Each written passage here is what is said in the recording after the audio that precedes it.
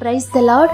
ఈరోజు దేవుని వాగ్దానము, నీవు యాకోబు గోత్రపు వారిని ఉద్ధరించునట్లును ఇశ్రాయేలీయులు తప్పింపబడిన వారిని రక్షించునట్లును నా సేవకుడివై యుండుట ఎంతో స్వల్ప విషయము.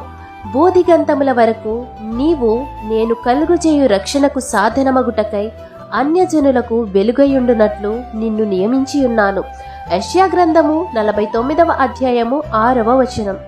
అంధకారమైన ప్రదేశములో నడుచువారికి దేవుడు నిన్ను గొప్ప వెలుగుగా చేయబోతున్నారు.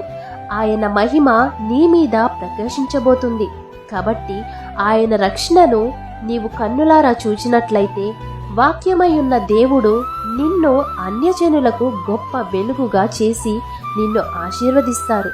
కాబట్టి ఈ వాగ్దానం మీ జీవితంలో నెరవేరాలని కోరుకుంటూ దేవుని సువార్త పరిచర్యలో మీ సహోదరి. ఆమేన్. God bless you.